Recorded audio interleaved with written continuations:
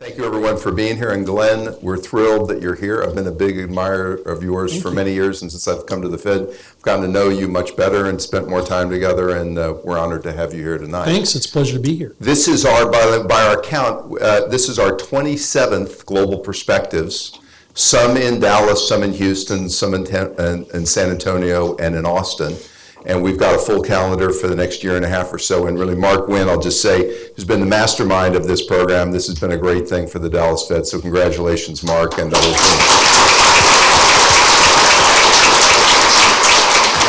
And I'm looking at Jenna Dillenbach, who makes this all work. So thank you, Jenna. So Glenn, we're going to talk a little bit about your life and a little bit about monetary policy for half an hour, and then we're going to take questions from the audience. And let me start with, what made you become an economist?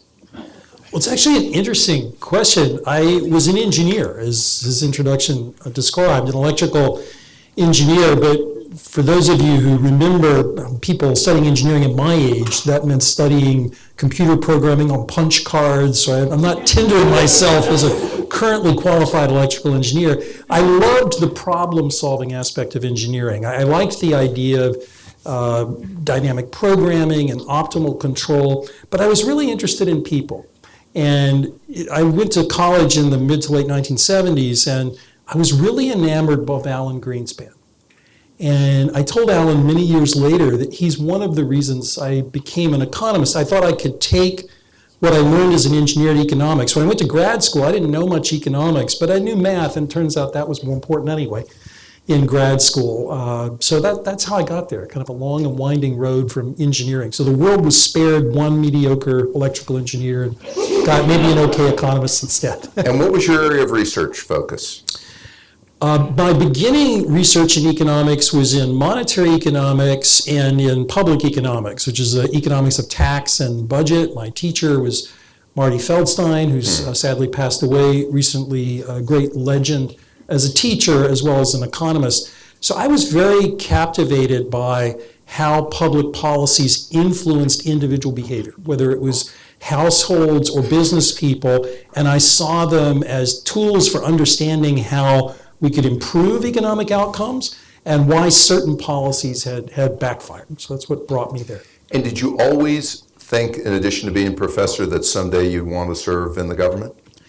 I did. I'm an applied economist, I'm not a theorist. And so for me, I wanted to see economics in practice. I actually make my living selling textbooks to freshmen. I don't know if that's the book that you use. And I do it because I like the storytelling of economics. I've worked with a president on economics. I've worked with a bunch of 18-year-olds on economics. I just love it. So I come to it with that problem solving. So how did it come? Mark mentioned your first government position was 91 to 93 in the Treasury Department. How did that come about? Well, what's interesting is I wanted to be in government because I thought to understand practical problems as a researcher, you need to see them up close. And so I wanted to go to government. I came to the first Bush administration. I was asked to join by Nick Brady, a wonderful human being who was Secretary of the Treasury. And when my assistant said, Nick Brady wants to talk to you, I said, why? Why would Nick Brady want to talk to me? Some friend of a friend of his had told him two things about me. One, that I was the best person he could get on capital income taxation. And the Treasury at the time was working on a report on how to bring the corporate and personal tax system together. And said another friend of his said, Glenn has this kind of boring voice that would put Democrats on the committee to sleep in testimony, and I think you should hire him. So those were my two statements from Brady, and I said, yes, I'll come, sir. And what was that experience like? What did you learn from that experience? It was terrific. First of all, Mr. Brady was a joy to work for. At the time, the Treasury was working on everything from the savings and loan crisis to Brady bonds to the tax study, health care reform. Mr. Brady always impressed me because on his phone that sat on the table when you would meet with him, one of the buttons just said, the president. And so I realized he had the access that I thought I wanted in the boss I wanted to work for. So it was just terrific working for him. My office was responsible for all the revenue estimates. So back when we used to care what things cost in government and how much money you raise, my office was responsible for that. And if I remember correctly, although this may have happened right after this, this was the dispute where read my lips got violated. That happened right before you Just came? before, there was a Andrews Air Force Base agreement where President Bush, George H.W. Bush, had agreed to a tax increase. It wasn't literally an increase in a rate, but still a tax increase. And it did get him into trouble with much of his base. I thought the deal that he had was a very good one from a conservative perspective, but that was not the view of many voters. So you left, you went back, resumed being back professor. to Columbia, and partly I learned a lot from that first stint about questions to answer. If there was a question the Secretary of the Treasury didn't know the answer to, it meant that people in the profession ought to be working on that. So I went back to work. And in addition, in the late 90s, you then got asked to join the campaign for George W. Bush. I did, and that was a huge privilege for me. George W. Bush is an incredibly smart person and a great leader. And I got involved in an economic policy team very early in the campaign, and I found him incredibly perceptive. Whenever I work with CEOs, my first conversation with them is always, how do you see the world? I can't talk to somebody till I understand how you think. And it was clear to me that Bush as a governor was used to being a problem solver. He knew a great deal about what you could and couldn't do in healthcare. He had very strong notions about what he wanted to do in tax policy and the budget. Extremely impressive, a great experience. And you and I were talking about this earlier, and I've talked about this before. When you went, famously, the U.S. government actually looked like it had a surplus. And in fact, there was starting to be concern whether we would have enough treasury. I actually wrote a pamphlet at AEI before I started working for the president that was called The Magic Mountain. It was about the surplus and the problems that it would entail. It turned out to be a short-lived publication. So what happened? Well, what happened? We designed a tax cut before the economic events that happened. Remember, Bush's policies were designed in 1999 and 2000. The stock market peaks in 2000. Recession happens in 2001. The tax cut turned out to be great for that purpose, but that's not why we did it. It was designed to lose revenue, in part to disgorge some of the surplus. Over the next decade, three big things happened to the economy that affected the budget and the deficit outlook. The most important, if you look at the Congressional Budget Office's studies, is just a huge increase in spending, partly that happened as a result of 9/11 and increased military spending, partly just from a complete lack of discipline on both sides of the aisle in the discretionary budget. Second thing that happened was the weaker economy that had been forecast. And third, the tax cuts. But all three of those certainly contributed to the deteriorating budget outlook. And you can only blame me for the tax cut. Okay. Not the war. In hindsight, what could have or should have been done differently? If this is always impossible to answer. If we knew then what we know now, what would have been? How would you have handled it differently? Actually, on the tax cut side, I'm not sure, even knowing what I know now, I would have recommended to him much different. The part where he and I differed a little were on some of the low-income tax provisions that I didn't think had much of an economic effect, but he felt had an enormous political effect. And he, of course, is a leader, not just an economist, so I went along with that. I don't think I'd do much different. The spending side, however, needed a lot more attention. I counseled against the Medicare expansion. I probably was the only person within miles of the president. This is the prescription drug benefit? Yes, largely because I felt it was designed in a way to lose too much money. I think his view was it was a chance to get health care reform. He turned out to be correct in that. Whether it was worth that much money, I leave to others. So the other issue that came up, and it might have come up after you had left or around that time you and I were talking about, is Social Security. There was a proposal, which people forget now, to actually, quote unquote, privatize to some extent Social Security and put the money in a broader asset allocation, particularly the stock market. In the way, by the way, people forget, Canada actually does this, and it's been very successful. What happened with that? It obviously didn't go very well in the political process, but to me, thinking about it, I actually like words like personal accounts more than words like privatization. The way I think of it, if we didn't have Social Security as we know it today, what would we do? We'd probably do something closer to what countries like Australia do in their superannuation scheme, where people put aside a certain fraction of their income. It's invested in broad-based investments. Low-income people could get extra funds. We'd probably do something like that. Well, I parted company with the president, as you and I were talking about, was on the issue of the stock market. So Marty Feldstein, I told you, was dear to me, a great teacher. But in this aspect, I thought he wasn't quite right. So he went to President Bush, and said, you should invest in the stock market because you get a higher rate of return. And I still remember sitting with the president where I took two $1 bills out of my pocket. I gave him one, and I put one in front of me. And I said, sir, yours is invested in stocks. Mine is invested in bonds. Sitting here today, how much money does each of us have? He correctly answered, $1, because there's a risk premium difference. So I think he got it, but the politics of that didn't go very well. So the irony of that, also in hindsight, is I guess immediately after, especially if you take into account 08 and 09, stock market went down. But if you look back through the fullness of time, for sure, it would have been a home run, yes? Oh, for sure. Well, over the long haul, Americans would be wise, even Americans who are older would still be wise to keep a great deal of exposure to equities.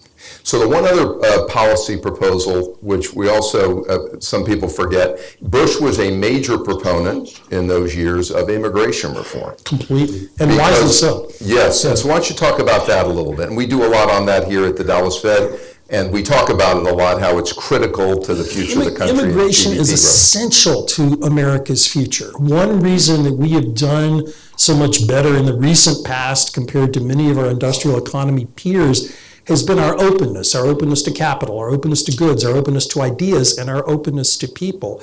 The immigration debate is two debates. The one that ought to be incredibly easy is high-skilled people. So I've been dean of a business school. Half of my students at Columbia are not Americans.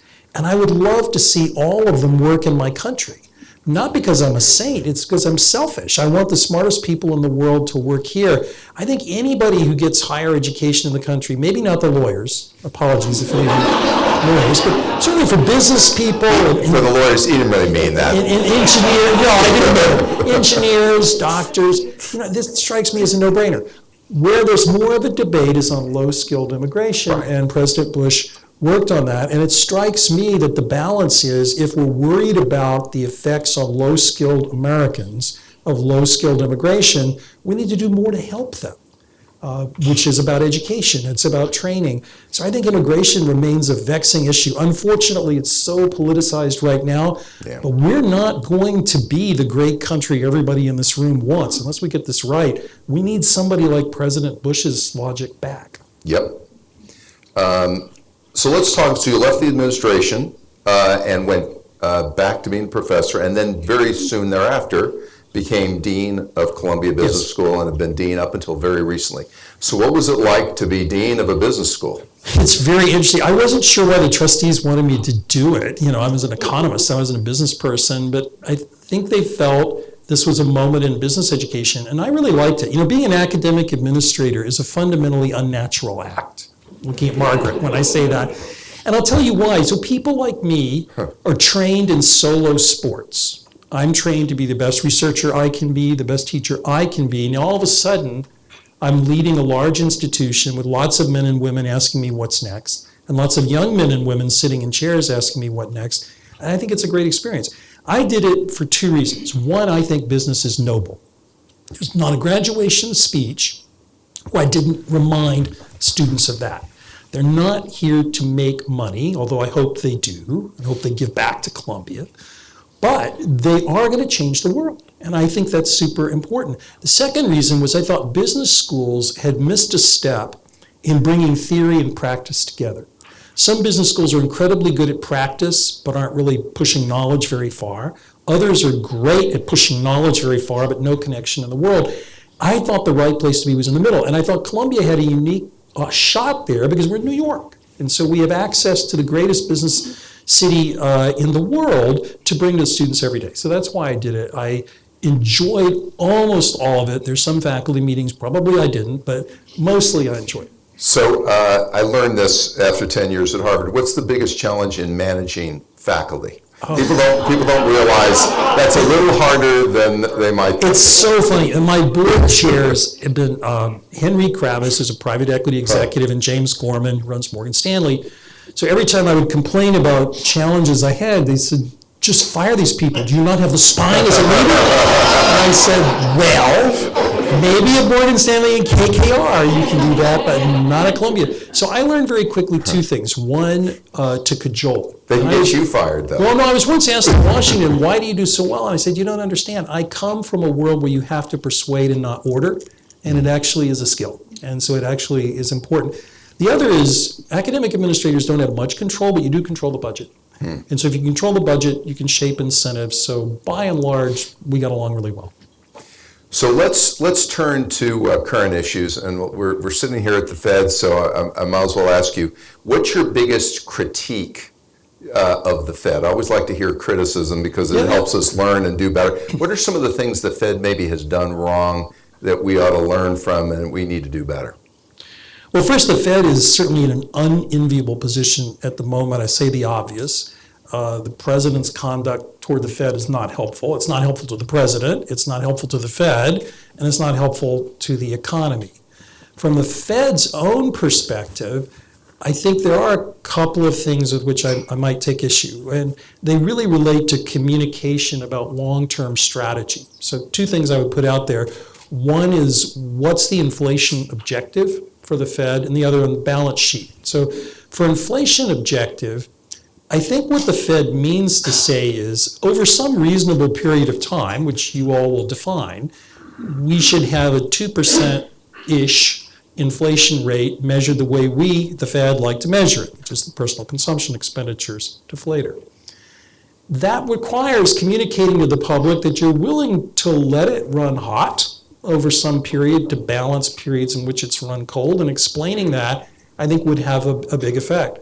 A second is on the balance. We'll just stay on that. The effect it might have is it might actually help get inflation to target. I think it helps get inflation to target. I think it removes what I see as kind of tail risks that many people fear in bond prices today, which is partly why you see yields as low as they are in an economy that seems to me to be doing otherwise much better. The second is on the balance sheet. And I think the Fed has not articulated clearly, at least to me, what its theory of the case is on the size of the balance sheet. So as the balance sheet got bigger and bigger, we were told each time that's what we need to conduct monetary policy, but it kept getting bigger. And I think there is a view that banks are just accommodating to whatever the level the Fed says.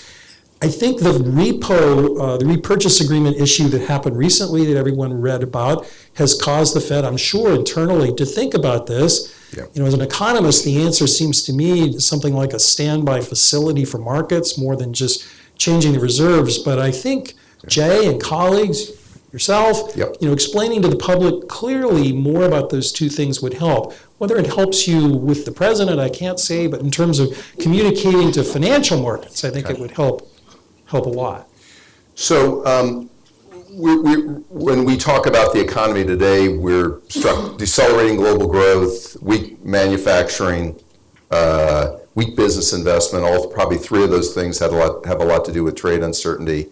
Consumer still strong, 70% of the economy, but the concern we've talked about is if this weakness intensifies, it'll ultimately may catch up with consumer confidence. How do you see the economy today and the outlook for the economy? Well, I think the fact that we've seen slowing does not in and of itself mean that a recession's around the corner. The potential growth rate in the United States, economists differ. Some people would say it's just under 2, some might say it's about 2%, but slowing to levels like that could just be slowing from a period in which we had stimulus to one in which we didn't. Of the things you mentioned, I think of rear view mirror right in front of me in the future. So the employment is telling me a little bit more about a rear view mirror. The consumer is telling me right now what's going on. The future is business investment decisions and the decisions many of you in the room who are business people make, and that's what worries me. So we had a corporate tax reform, which I encouraged and I think is very good. I think it had a real positive effect on business executives and on the optimism for business investment. That we had a boomlet in investment, and that attenuated, leading some to say, well, the tax reform wasn't worth it. I think what happened was some of the policy uncertainty to which you referred has really acted like an increase in the risk premium that business people see and forces them to cut back on investment. That's a self-fulfilling prophecy. When enough business leaders say they want to do that, it has an effect. It's also not one that you and your colleagues can do much about. It's more like what a textbook, and I can always tell Econ 101's your face, looking at you, a textbook would call a supply shock. That's not something the Fed can just fix by cutting the Fed funds rate. So I think that's the position we're in. Manufacturing is probably already in a recession. The rest of the economy looks better. The risks are higher now because of the policy uncertainty, but a recession in the near term is still not baked in the cake, in my view. But I think the government, not so much the Fed, but the government needs to be a bit more careful about the uncertainty it's generating. So one last question, then people in the audience should get ready to ask their questions because I'm going to turn to you. One of the things we've talked a lot about here is during most of our lifetime, monetary policy was important, but it played a role along with fiscal policy, infrastructure spending, structural reforms, broad range of policies. And it seems as if, with a couple of interruptions, for the last 10, 12 years, it's been mainly monetary policy. And if you look at Europe, they famously, taken dealing with that situation heavily on the backs of the ECB without much economic policy. What would be your advice more broadly about the menu of economic policy so we have better economic outcomes? I think it's a great question. I think we've asked too much of the Fed, of the ECB, of the Bank of Japan, to solve problems that they really can't solve. Transitory shortfalls in aggregate demand, that's the Fed's territory. Much of what we have seen in the world economy are structural problems. They're the fact that we've had what I would think of as nothing short of tectonic shifts in technological change and globalization that have affected economies, but the futures of millions of people in those economies. That's not a Federal Reserve problem. It really is a problem of the government. So I think we need structural reform. And I say that not just as an economist. If we want the economic system that we have, one that has raised people all over the world out of poverty, given us unbelievable living standards that probably many of us when we were children could not have foreseen, we have to fix these structural problems. The populism, the anti-capitalist sentiment in the country comes from that. So it's not for the Fed. It really is for governments and for business people to put a fork in their governments, into their senators and representatives to get it done. And what do you think the prospects are for that happening? When economists write papers, we always have these sections at the end like policy implications or steps for future research. And if it's not happening, why do you think it's not happening? Here's what I find unusual. So if you look at the political explanations of the last election, call it 80 to 100,000 working class men almost decided the election. They were in a few states. They put President Trump in. Neither President Trump nor whoever his Democratic opponent might be is advocating anything like what I just described, that would change the lives of those men and women like them. I find this unusual. I think business leaders are going to have to step up here as well, but we really have a problem in skills in the country. We have a problem in prospects, and we've effectively asked a lot of people to bear risks beyond their control. So when you talk about technological change, which I think is the biggest factor, or globalization, which is the more popular factor, both of those are macro risks. I, as an individual, can't really control that. And if my skills are shredded as a result of something happening, we definitely need an intervention to help. All right, makes sense to us. All right, let's go to your questions. I just have a few. Here we go. Yes, sir. Fire away.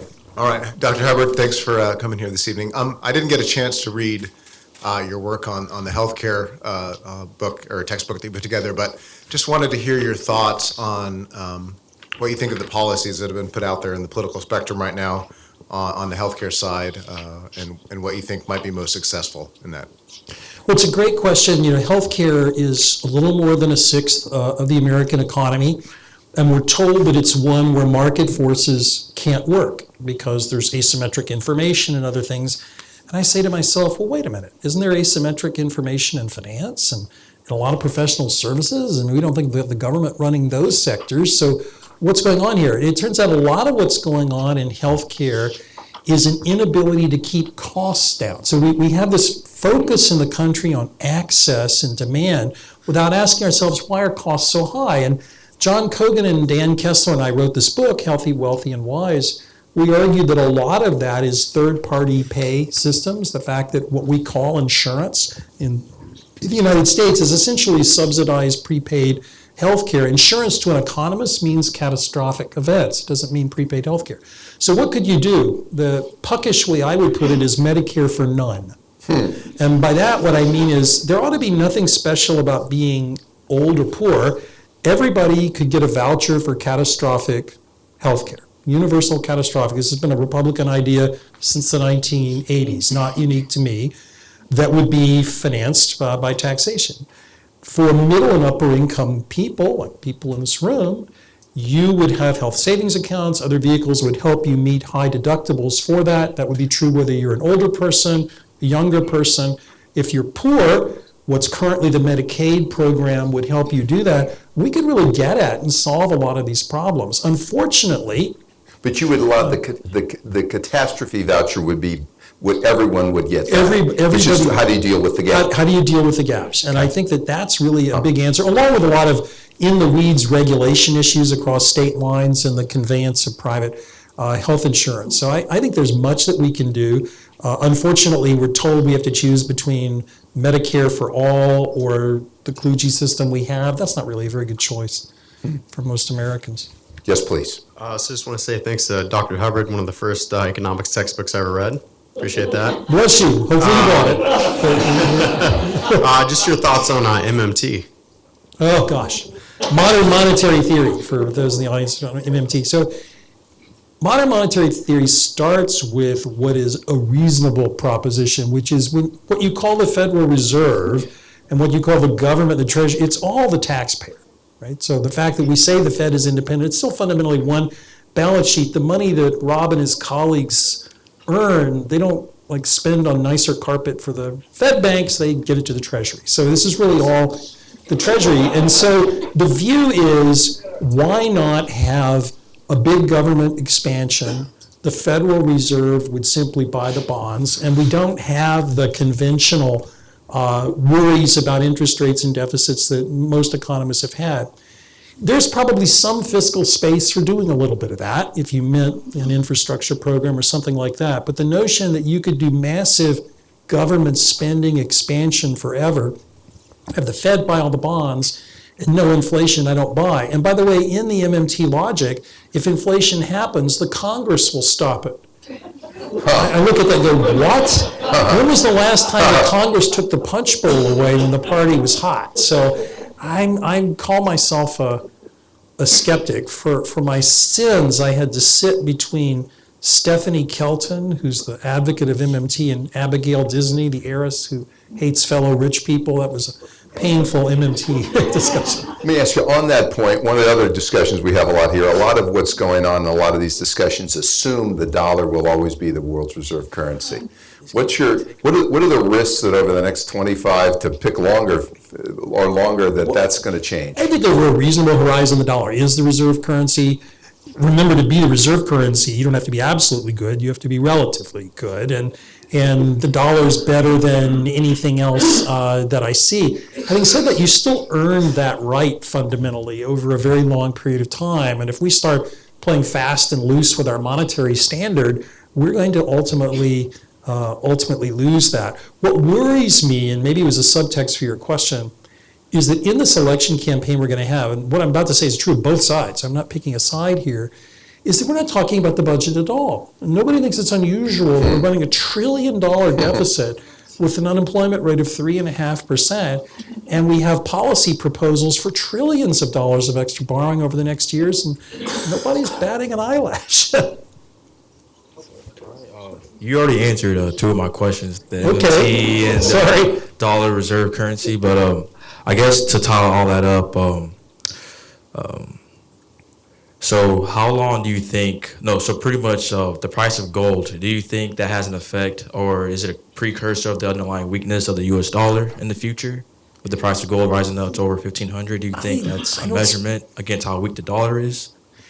I know there are nominees for the Federal Reserve Board who think this is a key monetary indicator. It wouldn't be what I would focus on. It may tell you more about demand for a lot of reasons. I think looking at large baskets of commodities and their prices is something I'm sure Rob and his colleagues do all the time, but I wouldn't be fixated on gold per se as telling you that much. So just on that, so we could, what's the problem, Glenn, with gold being with all dollars currency being backed by gold?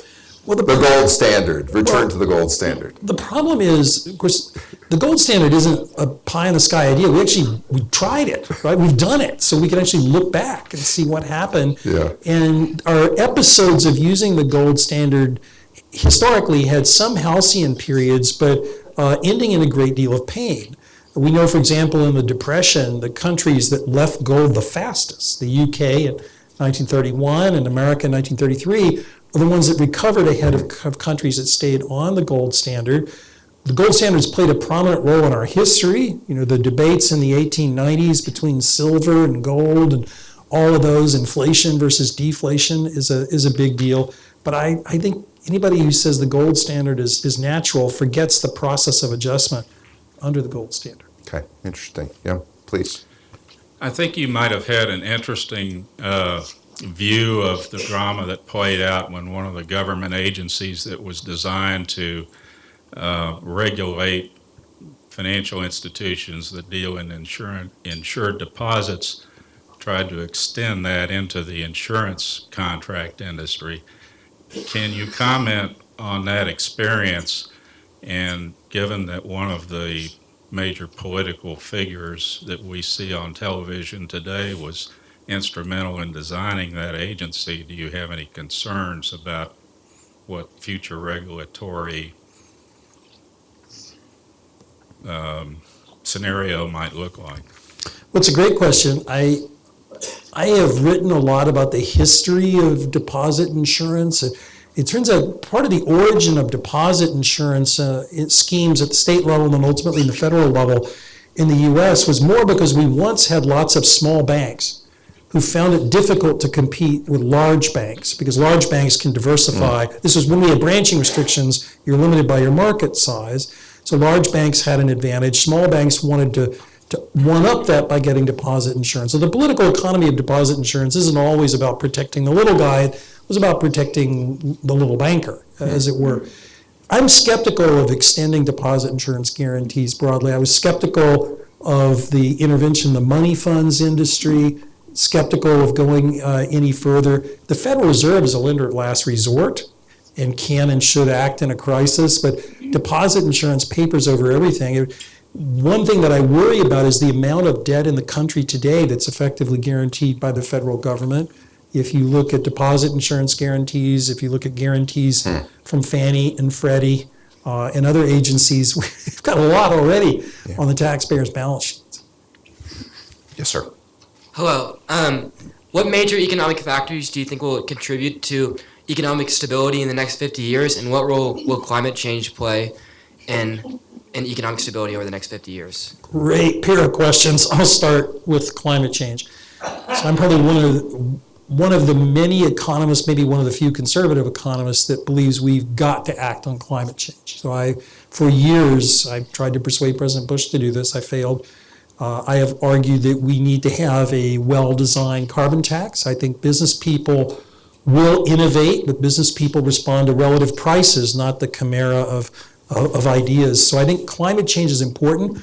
I think business people have to pay attention to it. And I don't mean for its social aspects, but the value of assets that you have depends on climate change. I say obviously in Texas when you think about the oil and gas business, but I think about lots of businesses where, depending on where you locate, who your customers are, what your supply chain is, it's a very big business. And what was your first part? You had major economic factors, but stability. See, I think exactly the opposite. So to me, a healthy economy is a disruptive economy. The question is how you manage it. So When I was a young engineer, I wanted to be an economist in part because of Hayek and Smith, Friedrich Hayek and Adam Smith, who had the view of the constantly disruptive market, and people tried to figure it out. So to get stability, you need change. In other words, it's change that generates the system that gives you a sustainable economic growth. Then the question, going back to what we were talking about earlier, is how do you help people that get left behind and all that turn? But I think when you ask about stability, it's not really the right question. In fact, I worry when politicians reach for the bottle of stability.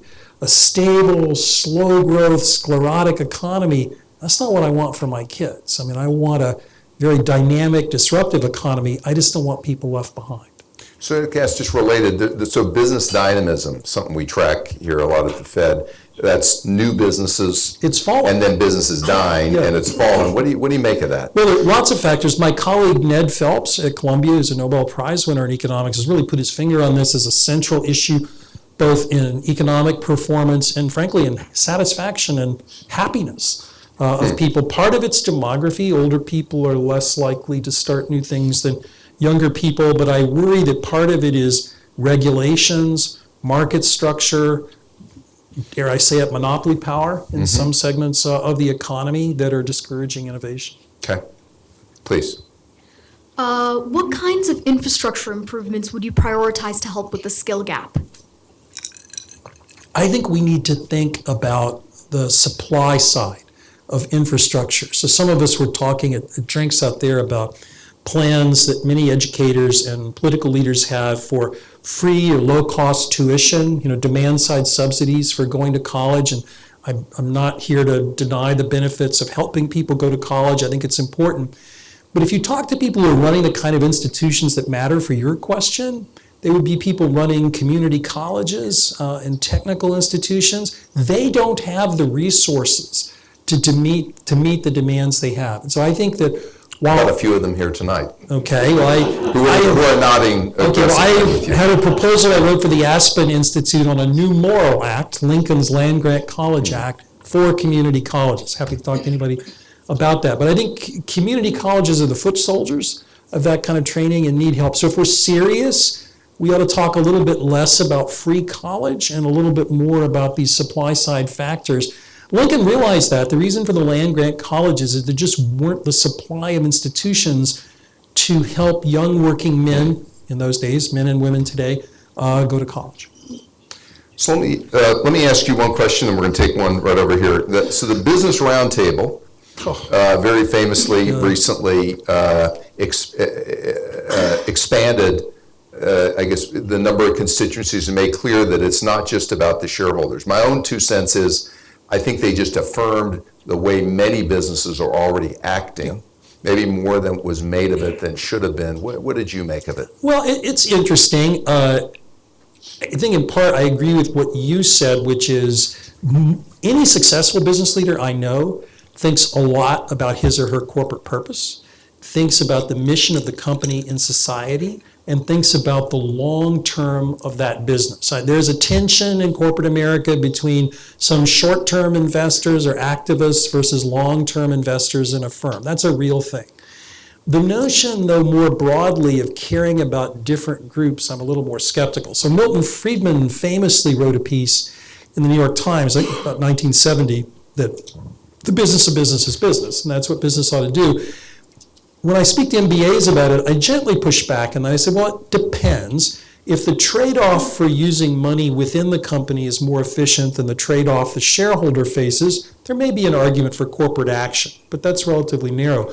What I worry about is if you have business people saying they care about lots of things, you have what economists would call agency costs. The business people just fundamentally will dissipate money that belongs to shareholders. So I very much consider myself a shareholder standard person. Having said that, if you're effective and you're maximizing the long-term interest of your shareholders, you're necessarily going to care about talent. You're necessarily going to care about your community and your customers. So I don't see it as an either or. I worry the Business Roundtable may have been subtly trying to placate some who'd like to do more, and if that was their goal, I don't think it was very successful. So one of the big topics at business schools in the last number of years, which I think healthy development, is the discussion of externalities. you're a business and and there are positive and negative impacts on the community, or things going on in the community don't have anything to do with you, but what's your responsibility for that? Michael Porter, Jan Rifkin, and others at Harvard wrote this U.S. competitiveness project that said, we're losing competitive because businesses are maximizing profit, but the externalities, the commons, are deteriorating. I think it's very important. So an example I would give you is training. Somebody had asked about that. So imagine that Rob does a great job at his company in training workers for tomorrow, but I'll just hire them at my company. He already paid all the training costs, so I'll bid up their wages a little bit less than Rob paid. That's an example of an externality. We do know how to fix externalities. There are policy interventions that work. It could be public-private partnerships in areas. It could be a tax credit for training. There are all kinds of ways to do this. I worry that two things are happening in business. One, that some business leaders don't ask as often as they should about effects on our workforce of a big trend in the world or public policy. But I also worry about the collective action problem that we're asking too much of business people because government's failing us. If government's failing us, we look at CEOs and ask them to fix problems. Well, there's some problems CEOs can fix about their business or their industry, but I'm skeptical that we can ask CEOs to solve all the problems in the world without government. I think we need a better government. Yes, sir. So I've been, President Kaplan, I'm on the manufacturing survey. I've been on it for 15 years. Yep, Had a small business, manufacturing business, a machine shop here in Dallas. And one of the things that excites me about business and manufacturing is all this technology. Yep. But the thing that scares me the most Is all the technology. is the skilled lack of skilled knowledge. I mean, I've got purchase orders that I could be shipping tomorrow, but I don't have the skilled people. And so I just want to say, I was at Richmond College, which is a community college here in the Dallas area. Last Friday, we had a manufacturing day. We had 157 high school students there and about 40 industry people talking about the problem, right, and how to fix it. And I think part of the problem is our community colleges, they don't know how to market themselves. We have a fantastic, beautiful, brand new facility that I would love to have as my shop there, and they just don't know how to market it. So that's your question. And so that's that. So what are we? Like a reaction? Yeah. So what? I 100% agree with you, and I think the way to solve this, I think many community college leaders are very effective at bringing services together to people. I can point you to what, for example, is happening in Chicago, which is a troubled labor market, but their community college system, with work with Penny Pritzker and her foundation, is doing a heck of a lot of work with local business people in training. I think having the community colleges on their own is not as good as business people sitting down with them. Toyota's success in Kentucky was about working with local community colleges, not to be a good egg, although maybe possibly some of that, but more about needing skills for factories. If you look at what Koch Industries does with Butler Community College in Kansas, it's the same thing. So I think the right thing is for local business people to step up with a community college and try to figure out how to get there. And separately, we'll introduce you to Joe May here, who's one of the great community college leaders in the country. He runs Dallas Community College, does a great job. But we've got several centers of excellence in Texas. Joe May is one of them. But this is a big problem, and I'm glad you asked about it. Yes, sir. Hi. So I'm sure you remember a few years ago there was a cryptocurrency fad. I was just, as an adolescent American teen, I was of course interested in that fad, but as you know, it very quickly died out. I was just wondering if you see cryptocurrency as a viable option in the future, as public, especially in China, distrust of the government grows, and China's presence in the cryptocurrency area. How do you think that it will affect the future economy of the world? Well, I think that there are two ways to think about your question. One is the idea of distributed ledgers online that are like cryptocurrency. I think that is a real thing, and I think many people in finance and business are working on that, and I think it has a lot of practical applications. As a store of value, as a money, I am very skeptical. Part of what, we talked about inflation earlier and deflation, part of what makes something an acceptable store of value is it's just that. It doesn't quickly double or fall in half in its value. I think if you were looking for an example of something that's closer to a real thing, it would be Facebook Libra, with the backing system. A lot of this depends on what the Fed decides to do in its own area. So I think it's interesting. I would urge you not to put all your savings in cryptocurrency, though. What do you see as one or two of the big research issues now in the field of economics that you would like to see researchers doing more work on today? I think it's a great question. One I would see is on interventions that actually work in the skill mismatch problem we've talked about. The problem is obvious. The solutions are not. Economists have studied a lot of interventions in training, in income support. Trying to figure this out is huge, not just as an economic research question, but I would argue as a social policy question. The other is about market power and monopoly. So I've traditionally been of the view, I think many economists are like this, that firms that get big are usually better.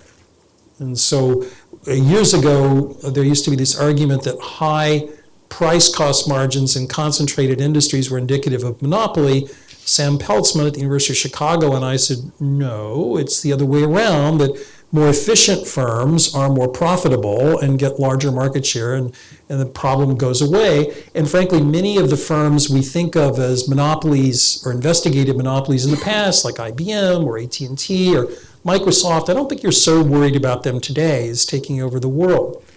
Having said that, there's something interesting going on, because part of the market power people are worried about is the ownership of data, which is fundamentally different than the market power traditionally that economists have looked at. And if I own the data, then even if you have a better mousetrap, it may be difficult for you to compete with me.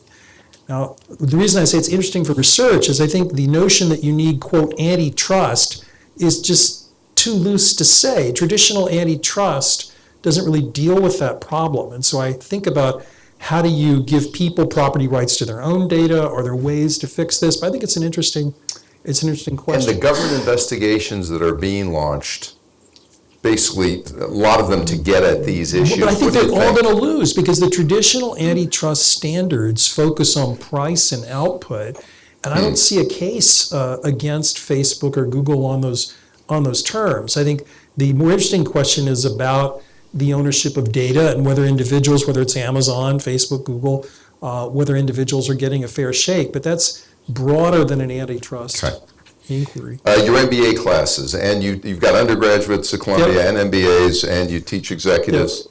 Where are you seeing I always thought it was interesting as a professor where the undergrads and the MBAs are going and how different it is. Completely different. Where are they going now, and what does that tell you about what's going on out there? Well, if I take Columbia Business School and I look sort of pre-financial crisis to today, we probably have, I'm guessing, almost 15 percentage points lower share in financial services than we did just before the crisis. And we're a very big school. We've got 1,000 MBAs a year across our program. So it's a lot of bodies. Every Columbia Business School student had a job. So where'd they go? And they went two places, consulting and tech. And, as I remind people, Amazon and Google are in our top employers. Morgan Stanley's not in that top 5 group. So basically, I think for many business school students, technology, partly big tech, is a big deal, but also small tech. There's a lot of student interest in startups, in fintech, in entrepreneurial ventures. Most business school students probably don't have a great entrepreneurial idea while they're in school. Some do, but not many. But many of them would like to work in a young company for somebody who does. So I think under the hood, a lot is going on. It also necessarily changes the way you teach, because you need to be more interdisciplinary in a world like that than you did in a world where you were training people just for Wall Street. How about the nonprofit sector? Are more students going to the nonprofit sector?